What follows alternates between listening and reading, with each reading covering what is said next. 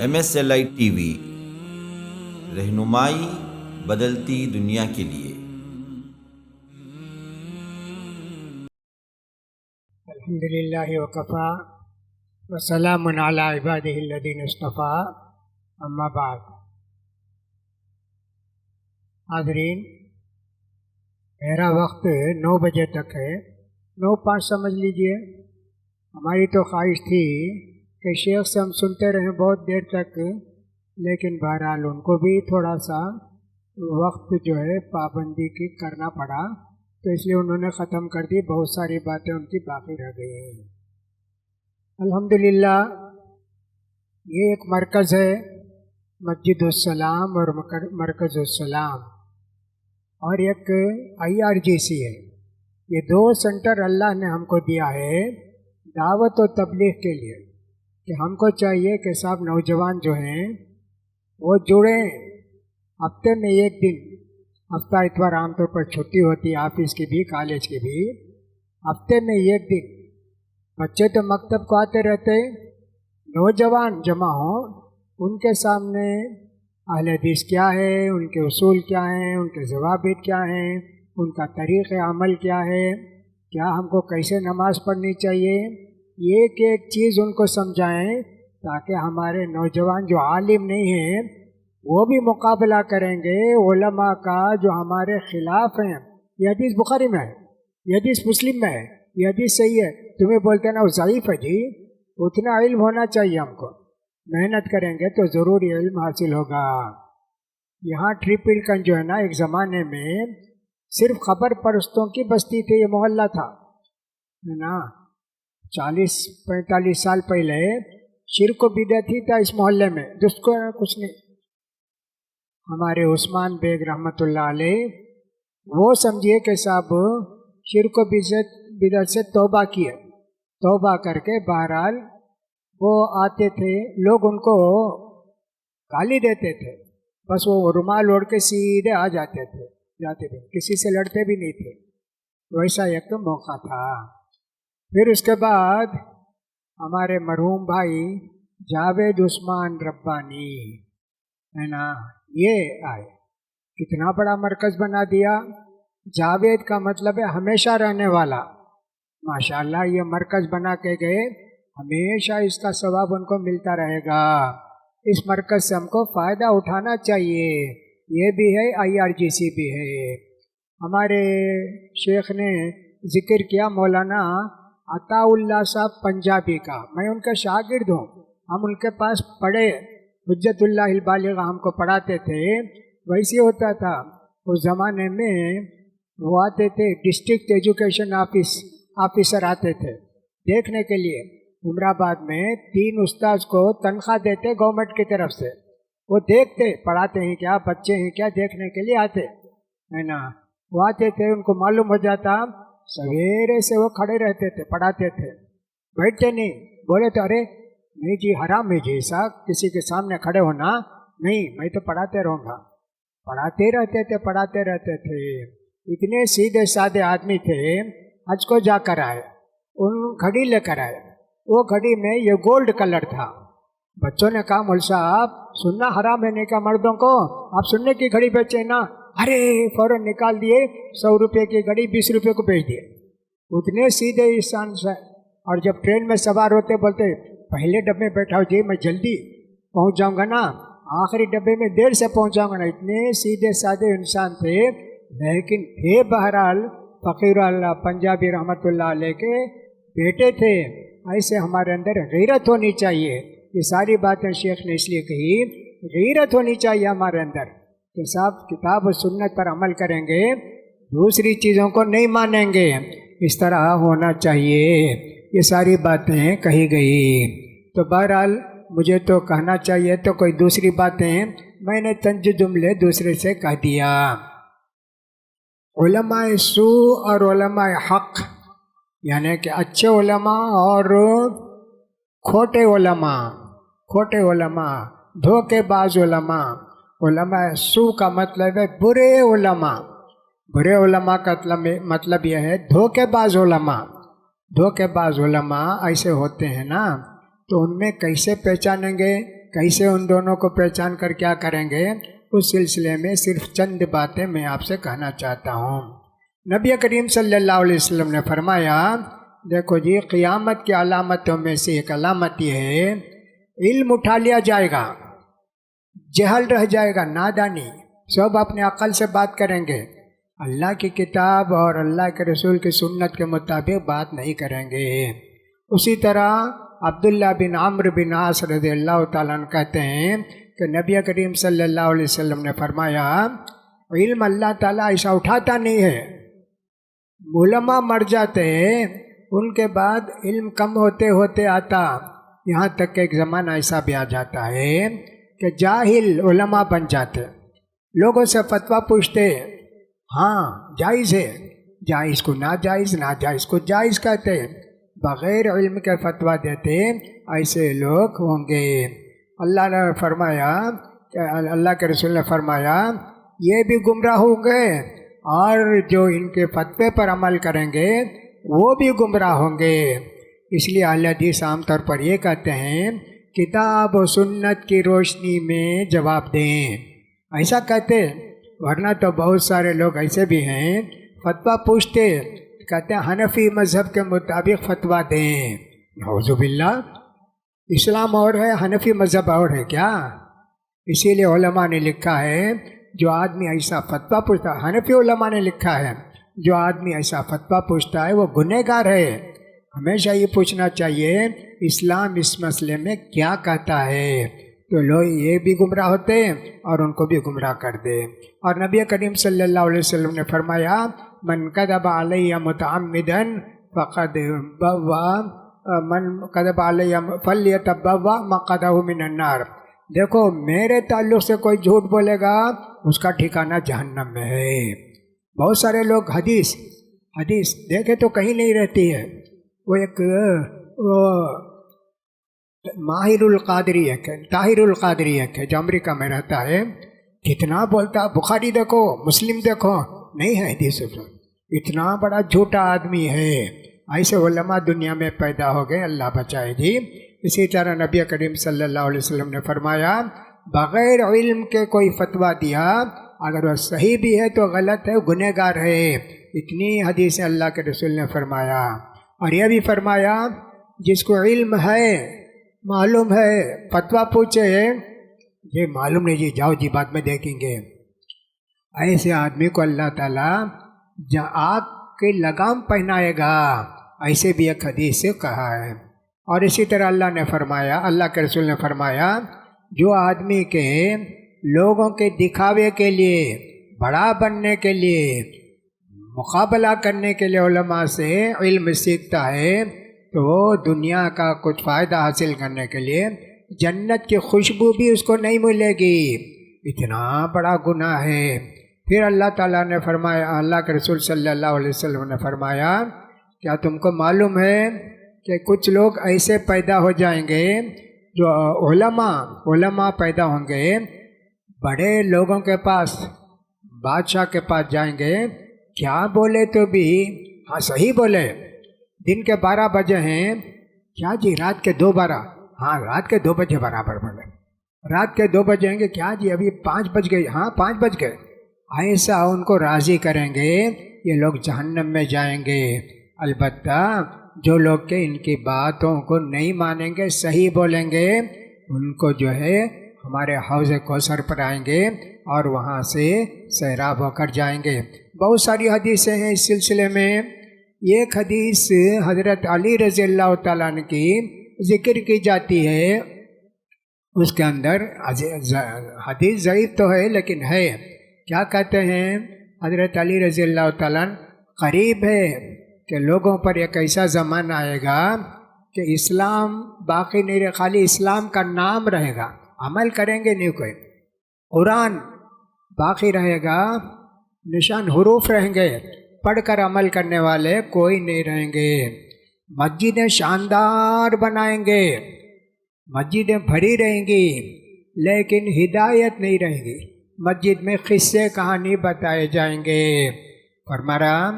और उनके उलमा जो हैं ज़मीन के अंदर, आसमान के नीचे بدترین مخلوق ہوں گے. یہ ساری باتیں ہم کو بتائی گئی. اب علماء اچھے کون ہیں، کھوٹے علماء کون ہیں، ان کو کیسے پہچانیں گے؟ ہمارے علماء کے ساتھ جڑ کر رہیں گے تو پہچانیں گے. ان کے پاس کوئی علامت نہیں ہے، البتہ بڑی پگڑی باندھیں گے، ہری پگڑی. سر آدھے کلو کا ہے، 2 کلو کی پگڑی رہے گی. کتنی بڑی پگڑی رہتی، اللہ کتنی بڑی پگڑی ہے بھائی. بہت خوش ہو جائیں گے. ڈریس ان کا ایسا رہے گا، پہن کر آئیں گے تو معلوم ہوگا بہت بڑے عالم صاحب ہیں. کیسے گمراہ کرتے تھے. ایک چھوٹا واقعہ ذکر کر جاتے ہیں. ایک مولوی صاحب کو بلا کر لائے، جاہل مولوی صاحب نہیں تھے، جاہل تھے. بلا کر لے آئے تقریر کرنے کے لیے. تقریر وہ کچھ بھی نہیں، بیٹھے رہتے تھے. ان کے جو شاگرد رہتے تھے، شاگرد نہیں بلکہ ان کو سر پر چڑھانے والا، کیا حضرت کیا بات بولتے، کیا بات بولتے. اب ان کو پیشاب آ گیا. بلا کر بولے موت آتا جی، موت آتا. پیشاب کو موت بولتے نا.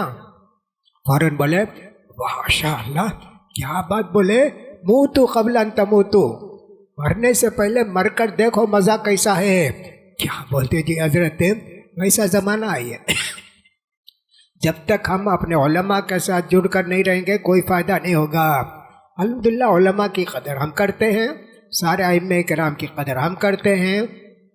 اور اسی طرح محدثین کتنی خدمت کیے جی دین کی، کتنی خدمت کیے، صحابہ خدمت کیے دین کی، ائمہ خدمت کیے، اور اسی طرح محدثین دین کی خدمت کیے. اب ان کی کتابیں باقی ہیں، پڑھنے والے نہیں ہیں. پڑھنے کی ضرورت ہے. ہمارے علماء کے ساتھ جڑ کر رہیے تو انشاءاللہ آپ کا بھی فائدہ ہوگا، لوگوں کا بھی فائدہ ہوگا. ہمارے گھروں میں بہت ساری باتیں اس لیے مصیبت بن گئی ہیں. شادی ہو جاتی، بیٹی کو دے دیے کسی ایسے آدمی کے گھر میں جہاں بدعت و خرافات ہیں، بدعت و خرافات ہے، ایسے ہو جاتا ہے نا. اب کیا کرتے، ان کی طرف سے دعوت آئی، آج میلاد کی دعوت ہے، سمدھی کو بھیجے دعوت نامہ. اب یہ پوچھتے میلاد کی دعوت کو جا سکتے کیا؟ نہیں جی نہیں جانا، بدعت ہے. ارے ہماری بیٹی کو ستائیں گے نا، ہماری بیٹی کو پریشان کریں گے نا. میں جاتا، کھاتا کیا بھی نہیں، جاتے بھی کھاتے بھی سب ہو جاتا. دین کو بچانے کی فکر نہیں، بیٹی کو بچانے کی فکر. ایک بڑی مصیبت ہمارے ساتھ ہو گئی ہے. رشتہ دیتے ہیں تو ایسے ہو جاتا ہے. لکھا ہے کہ ایک حنفی نے ایک اہل حدیث کی بیٹی کو رشتہ دیا ہے نا. تو انہوں نے کہا میں رشتہ اس لیے دوں گا، اس وقت دوں گا جب تم کتاب و سنت کے مطابق عمل کرو گے، ہے نا، ویسا کرو گے. وہ مان لیا، وہ بیٹی کے لیے، بیوی کے لیے مان لیا کتاب و سنت کی بات. لیکن آج کل کے علماء کیسے ہیں. میں بنارس میں رہتا تھا، جامعہ سلفیہ میں، وہاں ایک اہل حدیث لڑکی کی شادی ہوئی ایک حنفی سے. اب یہ جا کر نماز پڑھی تو رفع الیدین کرتی ہے. کہا نہیں کرنا، کہا نہیں، حدیث میں آیا ہے، میں پڑھی بھی ہوں، اور جو ہمارے والد بھی بولے، والدہ بھی بولی، میں حدیث بتا سکتی. کہا وہ سب نہیں چلے گا، یہی مذہب صحیح ہے. ایسا ایک جھگڑا ہوا. تو ایک آدمی تھے ابو القاسم نعمانی، جو ابھی دارالعلوم دیوبند کے مفتی بھی ہیں اور سب مدیر بھی ہیں. ان سے پوچھا گیا، تب بنارس میں تھے، عہدہ نہیں تھا ان کے پاس. انہوں نے کہا نہیں، وہ طلاق ہو جاتی. جو دین ہمارا نہیں، جو نماز ہمارے مذہب میں نہیں ہے وہ نماز نہیں ہوتی. نماز نہیں ہوئی تو، نماز نہیں پڑھے تو کافر ہو جاتے. اس لیے طلاق ہو جانا چاہیے. طلاق ہو گئی جی اس کی. پھر دیوبند کو یہ فتویٰ لکھے تو انہوں نے کہا نہیں، جاہل ہے یہ، ان کا فتویٰ غلط ہے. تو پھر وہ نکاح باقی نہیں رہا، ٹوٹ گیا تھا. ایسے جاہل علماء ہوتے ہیں جی. لہٰذا ہم کو معلوم ہونا چاہیے، جب بھی لڑکی دیں گے پوچھ کر سمجھ کر دیں گے کہ کیسے لوگ ہیں، کیا ہیں، ان کیا میلاد کرتے ہیں، کیا بدعت کرتے ہیں، کیا درگاہ کو جاتے ہیں، کیا سود کا پیسہ کھاتے ہیں، کیا ایسا دیکھ کر ہی ہم لڑکی کو دینا چاہیے۔ نبی کریم صلی اللہ علیہ وسلم نے فرمایا اذا جاءکم من ترضون دینہ وخلقہ فزوجوہ، تمہاری بیٹی کا رشتہ اگر ایسے آدمی سے آیا جس کا دین بھی صحیح ہے، اخلاق بھی اچھے ہیں، تو فوراً شادی کر کے دے دو۔ اگر تم ایسی لڑکی اس کے ایسے نوجوان سے شادی کر کے نہیں دیے، بڑا فتنہ ہوگا۔ تو لہٰذا ایک مجبوری لوگوں کی یہ بھی ہو جاتی ہے آج کل کہ صاحب اہل حدیث بنانے کے بجائے حنفی بن جاتے ہے نا، کتاب و سنت پر عمل کرنے کے بجائے درگاہ کو بھی جانا شروع کر دیتے، بدعتوں میں شریک ہو جاتے۔ یہ غیرت نہیں ہے جی، یہ غیرت نہیں ہے۔ غیرت تو یہ ہے کہ جم کر رہو۔ بیٹی کی طلاق ہوگی، بھائی اللہ لکھا، میری بیٹی کی طلاق ہونا بول کر اللہ لکھا تھا، ہو گیا۔ اتنا ایمان ہمارا مضبوط ہونا چاہیے۔ الحمدللہ ہم لوگ تو کوشش یہی کرتے ہیں جتنا ہو سکے کتاب و سنت کی باتوں پر عمل کریں۔ آمین زور سے بولتے ہیں، بولیں گے جی، اس میں کیا ہے؟ کتنی مسجدوں سے ہم لوگوں کو نکالا گیا ہے نا، کتنی مسجدوں سے ہم کو نکالا گیا، کتابیں لکھی گئی ہمارے خلاف، دلی میں کتابیں لکھی گئیں۔ ہم جب شروع میں ہمارے باپ دادا اسلام اہل حدیث مذہب قبول کیے، مارتے تھے، مسجد کو گئے، بھاگ یہاں سے، نہیں بولنا، رفع الیدین نہیں کرنا، آمین نہیں بولنا۔ اور یہ بھی ہوتا تھا اگر کوئی چلا گیا نماز پڑھنے کے لیے، کہتے دھو مسجد کو دھو، کتا آ گیا، دھوتے تھے جی۔ یہاں بھی کہتے ہیں یہ صدیق سرائے جو ہے نا، وہاں بھی کہتے ہیں کہ ایسے ہی تھا کہ وہاں ایک جگہ لکھا ہوا تھا اس مسجد میں وہابیوں کا فلاں کا داخلہ منع ہے۔ تو صدیق صاحب جو ہے وہ سرائے بنا کے وہاں جو ہے ایک طرح سے اہل حدیثوں کے لیے ایک راحت ملی۔ کتنی سب باتیں تھیں، بہت ساری باتیں تھیں۔ اب بھی میں نے دیکھا کرناٹکا میں سے سرسی سے ہبلی کو جاتے، وہاں چھوٹی چھوٹی مسجدیں ہی، نماز نہیں پڑھتا، اہل حدیث اگر چلا گیا اس مسجد کے اندر مارتے اور مسجد دھلاتے، رہی دھو کر جا، پانی لا کر بھی تو پانی لا، دھو کر جا، کتنا گندا کر دیا، تو انہیں خود نماز نہیں پڑھتا۔ آج بھی ویسے ہے جی۔ تو دعوت و تبلیغ کا کام بھی ہمارے ذمے ہے، ہم لوگوں کو دعوت و تبلیغ کا کام بھی کرنا چاہیے، جبھی چل کر ہمارے نوجوان سدھریں گے۔ قربانی دینا ہے جی، آرام کی قربانی۔ سوچتے رہتے ہفتے کا دن ہے تو اچھا سونا، اتوار کا دن ہے تو تفریح کرنا، ادھر جانا ہوتا۔ ہمارے نوجوانوں کے اندر ایسا ہو گیا ہے، ہم نہ ہو چاہیے کہ سب ہفتہ آتا ہے، آج کلاس چلے گی، صبح 9 سے لے کر 1 بجے تک 4 گھنٹے کلاس جی، اس میں جا کر علماء سے سیکھیں گے صحیح منہج کیا ہے، صحیح طریقہ کیا ہے، کتاب و سنت کے مطابق عمل کیسے کرنا ہے۔ چھوٹی چھوٹی سنت پر عمل کریں گے تو بڑی سنت پر عمل کرنے کی توفیق ہوتی، چھوٹی چھوٹی سنت چھوڑے تو بڑی سنت بھی چھوڑ دیتے۔ اس لیے ہم کو چاہیے کہ صاحب دین کے لیے وقت نکالیں، دین کا علم حاصل کریں۔ ہمارے نوجوان ایسے ہی تھے۔ نوجوانوں کی ذمہ داری آپ نے بہت ساری سنی کہ نوجوانوں کی ذمہ داریاں کیا ہے اور منہجی گمراہیاں کیا ہیں، اور منہج کی حمیت اور غیرت ہمارے اندر کیسا پیدا ہوگی۔ یہ کب ہوگا؟ جب کہ ہم دین کو سیکھیں گے، دین پر عمل کریں گے۔ عام طور پر ایسا ہو جاتا ہے، لوگ سمجھتے ہیں یہ جو وہابی لوگ ہیں نا، یہ اولیاء اللہ کے دشمن ہیں۔ کیا جی دشمن ہیں؟ کہا صاحب ان کو مانتے نہیں، ان کی درگاہ کو آتے نہیں، ان کی باتوں کو سنتے نہیں۔ ارے ہم ہی قدر کرنے والے ہیں جی چاروں اماموں کی۔ چاروں اماموں نے کیا کہا؟ میں اگر کوئی فتویٰ دیا اور حدیث اس کے خلاف ہے، میری بات کو اٹھا کر دیوار پر مارو، حدیث کو مانو۔ وہ مانتے کیا؟ نہیں مانتے۔ یہاں تک بھی ان کے اندر ہے معروف کرخی، حنفی ایک عالم گزرے ہیں، وہ کہتے ہیں کل آیت و حدیث لیس علی مذہبنا فہو اما مؤول و اما منسوخ۔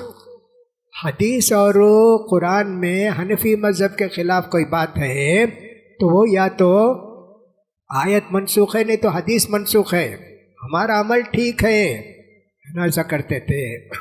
میں آج بھی سنایا، یہ جو ایک امام کو ماننے کی بات ہے نا، کتنی بڑی گمراہی ہے۔ مکہ جانتے سب کے سب قبلہ ہے، کعبہ ہے، لڑائی ہوتی تھی چاروں مذہب میں۔ یہ کب کی 824 ہجری کی بات ہے۔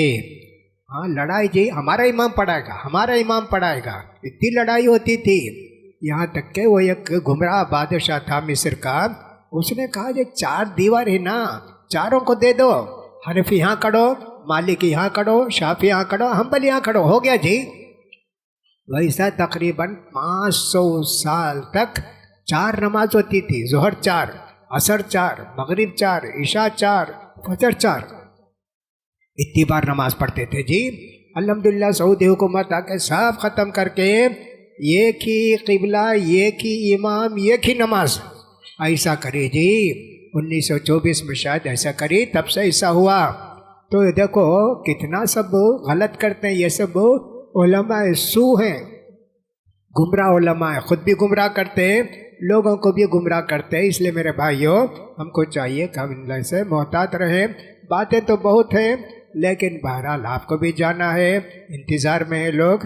اللہ سے دعا ہے کہ اللہ تعالی ہمارے نوجوانوں کو ہدایت دے، وقت قربانی کرنے کی، علماء سے فائدہ اٹھانے کی، ان مراکز سے فائدہ اٹھانے کا اللہ تعالی سب کو توفیق عطا فرمائے۔ میرے ذمہ لکھا ہے کہ شکریہ بھی ادا کرنا ہے، لہٰذا میں رائے پیٹا اور ٹرپلیکن کی جمعیت کے ذمہ داروں کی طرف سے آپ سارے لوگوں کا شکریہ ادا کرتا ہوں کہ آپ نے اس اجتماع میں شرکت کر کے علماء سے فائدہ اٹھایا۔ اللہ تعالیٰ آپ کے آنے کو بھی، بیٹھنے کو بھی، سننے کو بھی قبول فرمائے، اور جو سنے ہیں اس کے مطابق عمل کرنے کی توفیق نصیب فرمائے۔ اور ہمارے اسد اللہ بیگ صاحب کا بھی شکریہ ہے کہ انہوں نے اس مسجد میں پروگرام کرنے کے لیے انتظامات کیے، اللہ تعالیٰ ان کو بھی جزائے خیر دے۔ وآخر دعوانا الحمدللہ رب العالمین، سبحانک اللہم و بحمدک، اشہد ان لا الہ الا انت، استغفرک و اتوب الیک۔